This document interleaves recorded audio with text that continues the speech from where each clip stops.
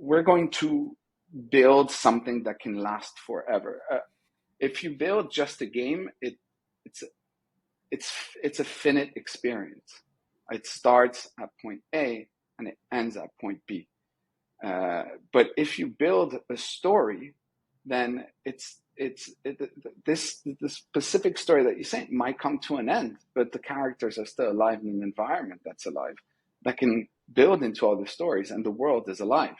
I'm like, if we ground Dogami in a living, breathing universe where people have their issues, where people have relationships and connections, each one of the characters in the story becomes important, has their own story to tell, then we're building something that is infinite and that can grow.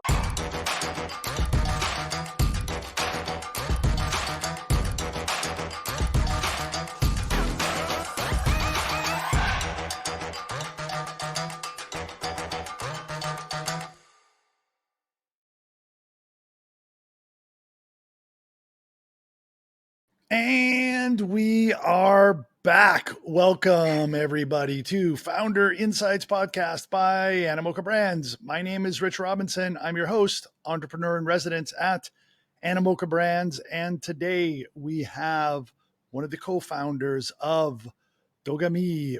Please welcome Chris. Welcome to the pod, Chris. Thank you very much for having me, Rich. Appreciate it. I'm pretty pumped to peel back what you guys are working on. One thing that I love is that every time there's a new paradigm, whether it's the Web 1 paradigm, Web 2 paradigm, mobile, something like Web 3, then you can layer on top of it a new fantasy sports, a new type of service, and a new classic pet game, all the way from those little eggs in the Tamagotchi all the way up to now. Every time there's a whole new shift and you can reinvent the category. So please tell us about what you guys are working on right now. Absolutely. Thanks for that intro. It's true that we're in a paradigm shift, but I think we're taking a lot of inspiration by things that have marked us as founders in the past, experiences that we've had in the entertainment industry that we found interesting, that we found relevant to today's day and age. And so we're putting together this startup called Dogami, which we co-founded about a little more than 2 years ago now. And our mission is to build an entertainment ecosystem with the backbone of being able to use Web3 tools. So everything that you see in Dogami is centered around our Dogami avatars. They're these four-legged furry companions that look like dogs that you would have in your real world, and they're inspired by real breeds of dogs. We have 15 today, and the whole idea is building a bond with your Dogami through these different media experiences. And the core product that we're releasing is Dogami Academy. And Dogami Academy is a mobile-first game in which you're going to be able to take part in activities with your Dogami. And these activities being trainings. So you have 6 different types of trainings that are linked to the skills of your Dogami to increase his overall level and statistics, which help you better perform in these obstacle courses. And the obstacle courses are kind of inspired by American Ninja Warriors. For those that know the TV show, it's basically an athletic course where you have to use your strength to get from point A to point B as fast as possible. And when we kind of tried to put together the idea of what would be interesting and different to see our Dogami avatars interact in, there was a few things on the table, and we're like, but what gives us the most variety in terms of a user to be able to see your Dogami do as many things as possible? And an obstacle course seemed perfectly fitting. It can happen in an arena, it can happen in the streets, it can happen just about everywhere, giving you the possibility for rich environments, but it also means that you have to tap into multiple skills, which is also in terms of variety of obstacles offers a lot. You're not always focused just on speed. You're focusing on agility. You're focusing on strength. And I think that's kind of different and something that we really thought would be interesting for the players and interesting to us as well. If we're not convinced, it's very difficult to convince others. So, yeah. Beautiful. Yeah, that's an excellent. So not only is it the Web3 paradigm, but a whole new way to interact with your virtual pet that you really are bonded with in an exciting way. I used to play Frisbee with my Dalmatian, and I would bounce it off the side of the building, and he would course correct and jump 1.5 meters in the air and catch the Frisbee. It was absolutely insanely fun and awesome. And I love that. And you can gamify that or watch somebody else do it. It's great. I think the old paradigm was clean up your pet's poop. Oh, yeah, I love that. Feed your pet. Oh, man, that's so much fun, right? Put your pet to sleep. He just sleeps everywhere, right? Like that was like the worst parts of being a pet owner. And you were kind of tasked with doing all of that. Now you're like, okay, let's do all the fun, insanely just exciting parts. Sure. I mean, why keep it at, let's say, the first level if you have all these different levels that you can go and tap into? And I think one thing that's very important to recognize when you're building a brand, you need your characters to be relatable.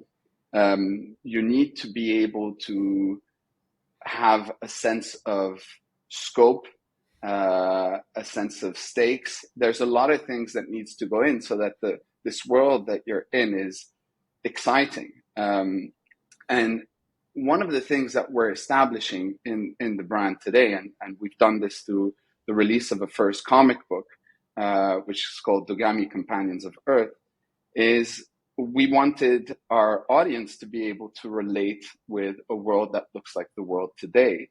And it was important for the audience to recognize that these Dogami might be from another universe. They might be on four legs, but they feel, think, and emote in exactly the same way that we do. And I think that it's important to ground some of that in there so that you can say, well, then they want more like we want more as well. So let's give them a playground that allows them to do more. I mean, I was a huge Tamagotchi fan, and I think that it still finds an audience today, but it was meant as a pocket watch. It's a pocket watch that had a virtual pet inside, but originally it was this little egg with the time on the screen, and then you could go and interact with your pet. And it's okay, and it's great, but it's not very scalable. You arrive to the end of an experience very quickly, and you have these small interactions that you have to do. And we're in a world that's much more vibrant and alive today. How can we bring in a virtual companion, but open up the scope of activities that we can do? And that can only be done if the environment is alive and the characters are alive. Certainly, yeah. I love the original Atari games, but of course, Pong and Space Invaders need to certainly evolve past those to much more immersive, engaging experience. Tell us about the comic book. Talk about immersive, engaging awesomeness. I love and grew up with comic books. Tell me about the idea and the execution around that. Absolutely. Big fan and have a deep love for comic books, and it's something that we kind of discussed all together with the founders. Is how do you build brand equity when your core product to date and what you're working on is a mobile app? It's a mobile first game. It's very difficult to be able to establish narrative in a game that's basically on the go.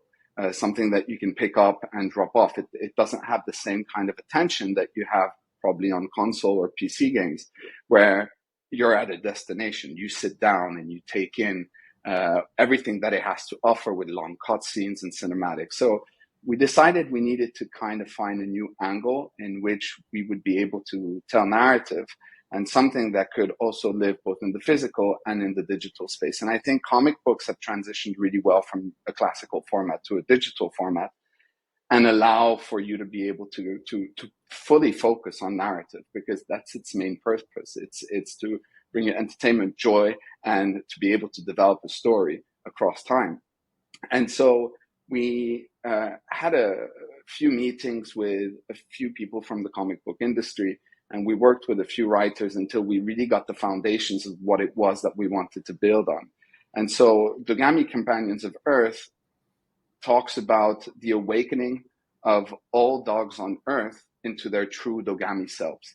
What we're trying to do is to rewrite the history of dogs on Earth, because we hear a lot about these incredible dogs that do things that, you know, are beyond any sense of understanding. A dog that's crossed multiple states to find his way home without having a map or a GPS.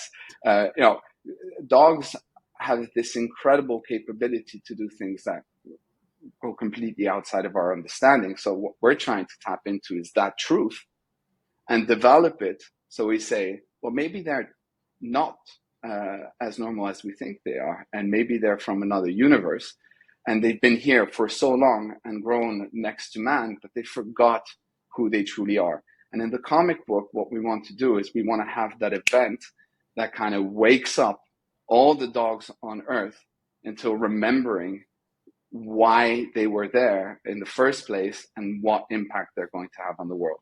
So it's them going from not being able to communicate with us in a way that we can communicate with each other. Obviously, dogs have ways of communication, but they're not audible or readable as easily or perceived as easily by man. So we're like, what if we open that door? What if all of a sudden they become the sentient beings that we are, and we can relate on the same levels? So that's what we're doing with the comic book. It also grounds everything else that you have in the universe and in the game, so that it has a reason of being. Your locations, the characters you're going to meet, they're all tied into each one of the different media extensions. And when we talk about building a brand ecosystem, that's exactly what we mean. What we do is that we develop different extensions that come in support of one another, so that it helps grow the combined experience to the next level. And it's not to cannibalize one another. One product isn't there to substitute the other. It's there in support of the other to make it even more interesting. That's great. I would love to think of the dogs that I've had as aliens who have come here on Earth. I wonder if they build a special rocket ship so they can stick their head out the window and have their tongue hanging out as they fly through the sky. I think that's probably a very important customization for them. So, wow, love it. So you have the comic book, you have this great lore, this whole competitive American Ninja for pooches aspect of it. Like what else is on the roadmap? How do you see this whole thing evolving? Yeah. So Dogami Academy, we've really developed the product so that it can be scalable. The idea is that it's a game as a service. So once it's released, the idea is to be able to offer continuous updates. One of the biggest updates that we're working on is kind of a zone of contemplation, a place where you can really appreciate your virtual companion outside of block game mechanics, right? So we have this adventure mode. It's a working title for it. That's going to be part of the app, where you have full freedom with your Dogami. To be able to run full speed across the field and jump in water, find hidden secrets that are lying in the environment. I think it was important that we support it with a little bit of freedom. A lot of Web3 games today are focused on, I'm trying to be careful at how I say this, but they're focused on what it is that we kind of think that it should be. I purchased an asset, I'm going to get this much return on investment. But it can be other things. It can also be I purchased something and I'm going to get a massive amount of joy and experiences from what I purchased, like purchasing a cinema ticket. And what we want to do is we want to offer that bridge as well to tell you that you've purchased an NFT. Yes, you can compete. Yes, you can compete against others. You can compete against the application itself, but you can also be free and just enjoy what you've purchased and interact with your Dogami. And I think that's something that's sometimes put a little bit aside because it's not part of a monetization loop. It's not part of a competition loop in which you're going to be able to earn financial rewards. It's based and anchored in pleasure. And I think sometimes the priority is a little bit put aside because the focus is sometimes too, blocked inside the box, and we're scared to dare to think outside the box and say, well, man, let's try something others aren't doing, and let's do something that just gives you a little bit of satisfaction on your downtime. So that's one of the big updates that we're planning to integrate into the app. And then obviously it's continuing to grow on the other extensions. The game is always going to be a large part of our attention because we have a good 2/3 of the team working on there. So how do we support with new environments? How do we support with new features? How do we change a little bit the game in terms of the kind of racing that you do? Can you race with 3 of your Dogamis in a relay race? That's something that we're pushing to have fun. Which ones have the best skills for each part of the heats of this 3-heat race? So the idea is to continue to push on the foundations that we've established for the years to come. We really see this as the core first product for Dogami gamers. The comic book has also updates. It's part of a 5-issue story act. So issue 1 was just released. Issue 2 is on the way. This is what's going to give you the foundations of the narrative. And we're not picking up at the beginning. We're picking up at the middle of our timeline. So there's plenty that's happened in the past that we can still go into the mythology and explain, and plenty that's going to happen in the future. So steadily and without spreading ourselves too thin, the idea is to put the right focus at the right place at the right time and try to measure the risks of what we're doing. And right now, the comic book and the game are the 2 main points of focus. The rest is maintenance, maintaining that high level of quality that we strive for to make sure that the marketplace becomes more and more seamless and easy, and the features are very easy to find, something that seems to be very difficult for us in Web3 sometimes. So how do we knock down those different barriers of entry is a prime focus that we'll be continuing to build on as we move forward. Plenty of people doing amazing stuff, and Web3 is great because there's a lot of sharing. So people aren't stingy on their ideas. They want everybody to grow together because it's good for the industry in general and the evolution of internet as we're seeing it pan out in front of us at the moment. Thanks for sharing. I don't think it's controversial at all what you said in the beginning about the core has to be focused on fun and gaming. Has to have that fun element. And, I like to tell people metaphors about Web3 so that people can better get their arms around it, because there's a lot of people out there that are still trying to understand the internet of ownership, the tokenized version of the internet that is Web3 and blockchain. And very much of it is just like the real world. I think Web 2, of course, is this distorted version where there's very few large players that control much of the traffic, and you are the consumer and also the producer, and you don't get very well rewarded. You're like a vassal in a feudal system, and you're working for Lord Zuckerberg or House of Google, Order of Microsoft. But Web3 is much more like the real world. And indeed, if you think about dogs, the vast majority of dogs are just something that's really fun and that we really bond with and that we love.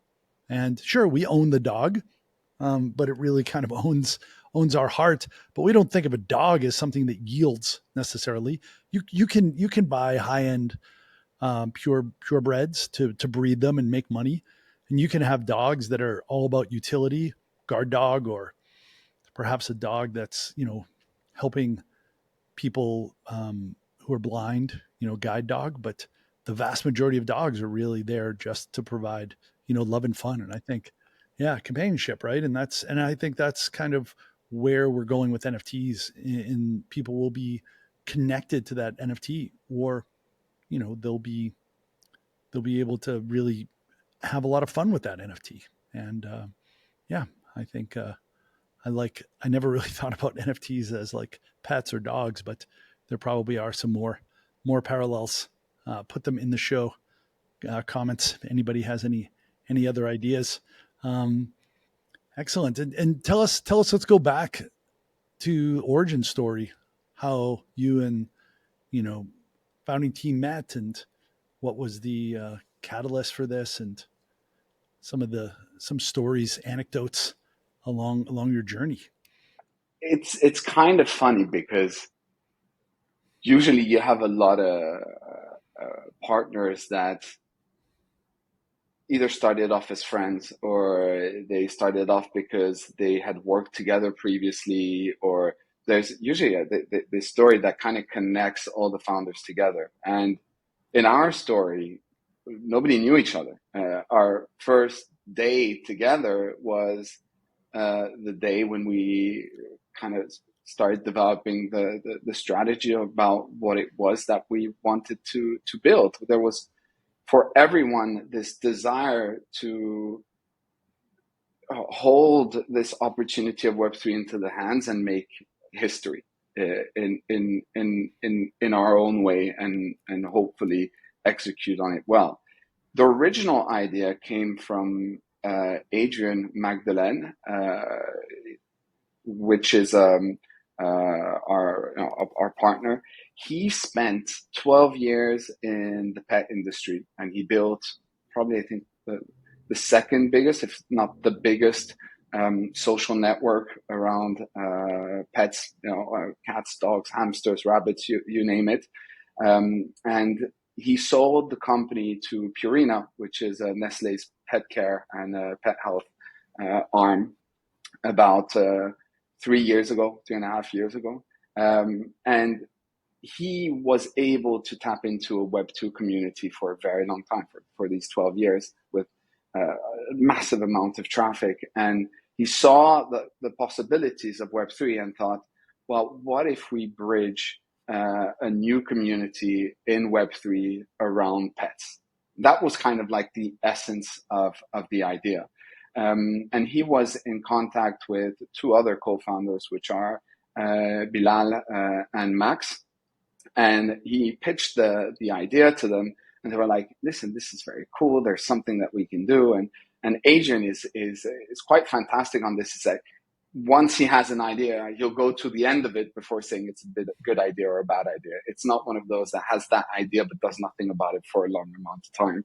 And he contacted Greg Magadou, which is our artistic director, on LinkedIn, and he saw that Greg Magadou had made this incredible game called Equideo for Ubisoft, which is still running today after nearly 15 years, which is on horses. And he's like, you see what you have with Equideo? It's great. I want to do the same with dogs, and I need to find the right help. And after about a month that they started putting Dogami together, I was put in contact by a friend of mine that had previously worked with Adrian, and she told me, listen, I know you've been talking a lot about Web3 on LinkedIn and on socials, and you find the space amazing. I have this friend of mine that wants to build a platform, and you guys should talk. And when I had the first sit down with them, I was like, guys, what you have is fantastic, but like we're only thinking about the level one. And we had this 4-hour, like 5-hour discussion about what if we took it to an entertainment brand. Let's build a lot around it and give access to it to all the community members, that they can have a connection with everything that we're going to build. And it's not only a game, it's TV, it's everything that's going to be able to support everything that we're going to put together. And they're like, okay, this goes a little bit, outside it. Let's all sleep on it. And then we met again and we're like, okay, it makes sense. It works. This is what we have to do. And I think on day 2, we started talking to writers, and we didn't even have a game designer or things like that. We're like, we have to do this world building exercise now, to make sure that everything is going to be coherent once we start building the different applications, because it's difficult to do that work afterwards. So yeah, Dogami was born out of a variety of very different individuals making concessions at the right time, because we have 4 very different profiles, and we weren't friends, and we didn't know each other more than that. So you have to accept to leave space. It's kind of like a relationship, right? It's a marriage. It's about concession, but also standing up for what you think are the right decisions. And I think that we're very complementary in that way, is that given the different experiences that we've had in the past, we were each given the room to be able to bring the best of what we could offer. Mm-hmm. And it takes a lot of trust, a lot of conflict to be able to get there. But it's letting go, but also staying firm at the same time. And I think we were all very fortunate to end up with the people that we ended up, because partnerships can be very, very dangerous. And we were lucky, and we are still lucky. Love it. So you're CBO, Chief Brand Officer, and you have this background. We were discussing earlier that you went to acting school before. So I think you have this sort of natural ability to really resonate with story. If you look at Pixar, like they don't draw anything. They don't do any kind of development until they have the story, and everything has to come down to, just like at the core of a game has to, really have that fun loop. You have to have really good story. And I think story in general is important in so many things in life. If I'm trying to sell something to my kids, if I'm trying to pitch a company, I'm trying to create a product for the end user, story, we naturally just absolutely just surrender ourselves to story. There's a scene in Finding Nemo when Dory and Marlin get zapped by the jellyfish, and then the turtles save them. And then he wakes up and Dory's already awake, and she's playing with all the baby turtles. And then she says, yeah, tell us the story. And they're like, yeah, tell us the story. And they all come together and they're just gathered around like, yeah, tell us a story, right? So I think storytelling is so important. I think it's beautiful that you're coming with this different superpower, just like the guys who founded Airbnb, like those guys went to design school at RISD, the Rhode Island School of Design, and they storyboard out the whole. There's an amazing podcast with Reid Hoffman, the founder of LinkedIn, Masters of Scale, where he talks about what's a 10-star experience. He talks to the founder of Airbnb. We know what a 5-star experience, but what a 6-star experience and a 7-star and an 8-star. Like they storyboard out. A 10-star experience would be you meet us at the airport with a parade and an elephant and a custom surfboard and my favorite drink and a band, right? And they're like, okay, we can't do that, but we can dial it back and then we can inform the 5-star experience with that.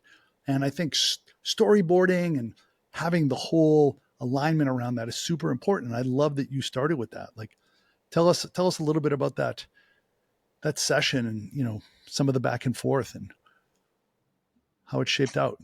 I love that Nemo example because it's so true. I think I'm very fortunate to have two things in my life that really helped me. And the first one is probably to be a father. I think that there's nothing more innocent than watching a child at play.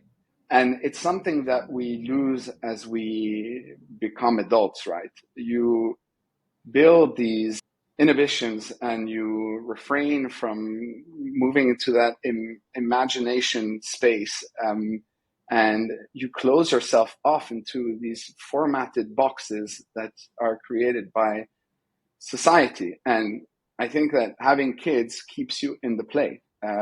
So that's, I think, one thing that's very important for me moving forward. The second thing is I think there's a perfect alignment of stars on the day I was born that said, you're going to meet extraordinary people along your life that are going to teach you extraordinary things. And a lot of what I do today are because of these extraordinary people that I was lucky enough to meet. And one of these people is Neville Brody, which is a terrific graphic designer, brand master, communication king, and he's worked with every industry and everyone. And he's got this ability to make every word have a lot of weight to it, and nothing is wasted. And just before Dogami, I spent 6 months with him working on a project for Real Madrid on a rebrand during COVID. And so we were talking to each other daily, and we never actually sat down together. And I think that was the most enriching, one of the most enriching periods of my life in terms of knowledge and understanding of brand. And then, like you said, there's acting. And it's something that strangely I don't mention so much because I think it's awesome. Yeah, it's awesome. But there's this notion of, when you've been to acting school, and if you're not an actor today, it's that you failed, right? But it's very wrong.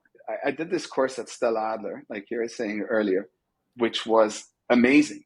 It unlocked multiple doors inside of me that I managed to cry. That's something that I had a lot of difficulty doing. So it means I was finally opening myself to real and true emotions, to get out of my body, not worry so much about how, what I think, how I move, or how I look, all these things. And so it unlocked this ability to just be okay with myself and in myself. I think the accumulation of all these three things has allowed me to come into Dogami today and say, listen, let's go all in. I've worked in film for 10 years. I've met these incredible people, and all this is going to feed us, combined with the know-hows and the experiences of my partners as well, which are very present in the development of everything. We're going to build something that can last forever. If you build just a game, it's a finite experience. It starts at point A and it ends at point B. But if you build a story, then this specific story that you say might come to an end, but the characters are still alive in an environment that's alive, that can build into other stories, and the world is alive. I'm like, if we ground Dogami in a living, breathing universe where people have their issues, where people have relationships and connections, each one of the characters in the story becomes important, has their own story to tell, then we're building something that is infinite and that can grow. Never ending story. Na, na, na, na, na, na, na, na.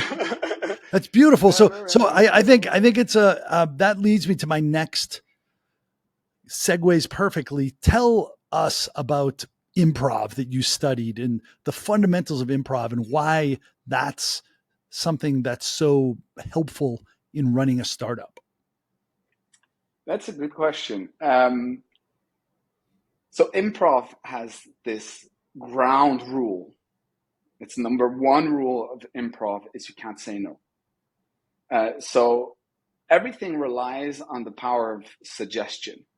So you arrive into a scene and you have somebody in front of you, and he's going to feed you a line. And that line is going to set the scene, whether that scene lasts 30 seconds or 5 minutes. He's going to give you something, a gift. And you have to take that gift and you have to build on it and then give it back. And so and you were mentioning this earlier as well. That you've done some improv, so you understand the concept of yes and that's an important one. So if we were to go into an improv scene right now, I would walk into the room and I'd be, Rich, I can't believe you blew up the house. Yes, and I also blew up the store as well too. It was a blast. Exactly. There's notion of play of how do you up the stakes at each round. You give something and you take it as a gift and you're like, wow, I can go crazy with this now, and we can continue to build. And I think that it helps in startups because you can take the things that you're given and you can build on them to further grow, and also in terms of communication with one another. No, but I don't think so. Just kidding. Just kidding. Right. So when you're in a brainstorming session, you're trying to figure something out. If you have the mindset, you it's always yes and. Even if you disagree, yes and let's try this, and not shutting yourself off. Like that's the one thing that I am really working on is this radical open-mindedness that Ray Dalio from Principles talks about. Because Yeah. as you get older, you do accumulate some wisdom and skills and experience, and you have this pattern recognition, but you can also shut yourself off to things if you're not radically open-minded. So I always in my mind while somebody's saying something, I'm repeating in my head, yes, and yes, and yes, and yes. And it could be yes. And, oh, and then there's also this, and you have to really believe in all the possibilities because, most startups not going to make it. And it's pretty, you know, challenging journey along the way. But if you can have this mindset, and it doesn't have to be frivolous or idealistic or, unrealistic, it can actually be really based in truth. Once you actually are open-minded to all the possibilities, then it opens up.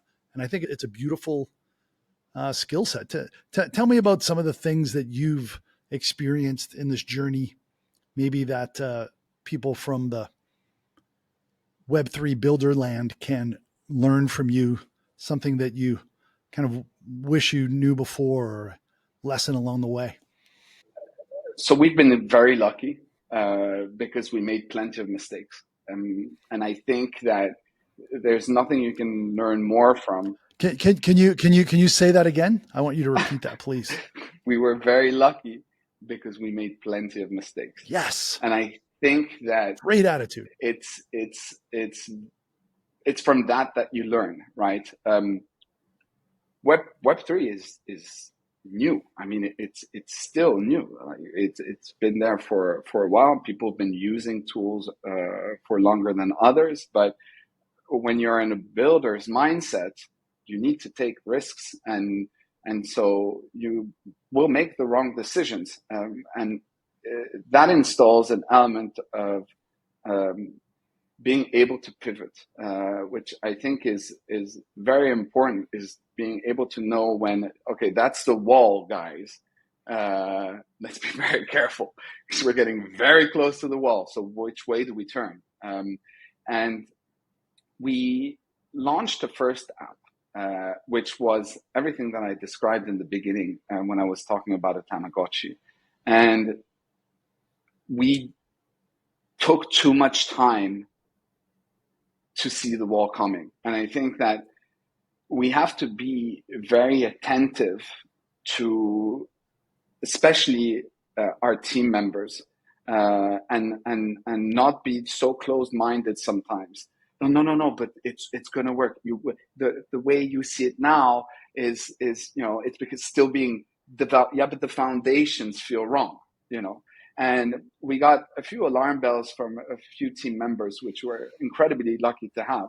That made us realize a bit too late, but they were trying to tell us we have to pivot. So I think number one, listen to your team. They have the best interest at heart, and they want to see you succeed.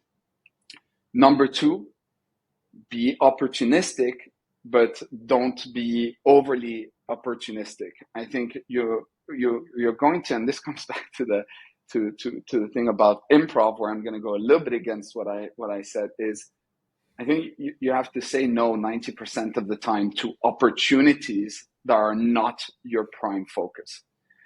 If there are opportunities that are completely focused on what it is that you're building, assess them, discuss them, and if it doesn't make sense, move on.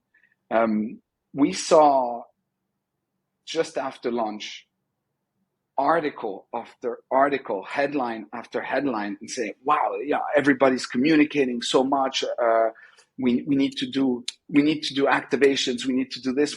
So we take 2 weeks off of our main project, our main product, to be able to make one headline and then another one. And you're just chasing yourself in the end.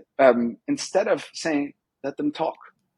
Let everybody else talk. Let everybody else make the headlines, and let's make a big headline in 2 years from now. But let's stay focused on the tasks and the work that we have to do. Short term is short term. It's always going to be short term. It's going to make an impact and be as quickly forgotten. So focus on midterm and long term, because that will also stay there longer with your audience and the news. So focus on what your mission is and forget the rest. I think that we're too easily overly polluted by wanting to be present all the time. It's okay to be in the shadows. It's okay to be focusing on work. In the end, you're doing everything in your power with the rest of your team to be able to develop the best product and the best brand possible. Thank you. It's beautiful. Improv, of course, is terrific for brainstorming or maybe problem solving. But yes, you have to say no. You have to say no to the things that you really want to do, including going to that conference, including going to that networking event, or maybe doing that interview so that you can build product, because product is all that really matters. And I love this guy. His name is Jocko Willink. He's a Navy SEAL. And people come to him and go, you know what? We didn't get the supplies for our mission tomorrow. And he said, good. I'm glad. Now we know how to do this mission with limited supplies. Or, the truck broke down. Good. Now we're going to have to learn how to fix it ourselves. And you talked about, we're lucky to make mistakes. And if you just have the right attitude, you're like, good, now I'm learning. I'm not going to make the same mistake twice, but good. Now we have another lesson. It's just feedback. It's not failure. It's just feedback. Now we have more feedback. We're closer to the end. So, wow. Thank you very much, everybody. Come on. That was amazing. If you're not if you're not playing this game and engaging with them, then what is the matter with you? Who doesn't like dogs? That was great. Please comment, like, and subscribe below, and put your hands together. I don't care if you're driving and it's really dangerous, or you're in a bathroom public stall and it's weird. Give a round of applause. I'm going to blame it on Chris. Chris, everybody, co-founder of Dogami, looking forward to future amazing stuff coming out of your camp. And thank you so much, Rich and Animoca, for this time together. I really enjoyed speaking with you, and I think they were great questions. So thank you so much for having me. I appreciate it. Mutual. And a bit of alpha coming out in the next 2 or 3 days. So come say hi on our Twitter. We're going to be announcing the release date of the early access in just a few days. So yeah. Beautiful. All right. All the best. Thank you. Thank you, Rich. This podcast is for information purposes only and should not be considered as financial advice. Any opinions provided in this podcast reflect the views of the speakers only.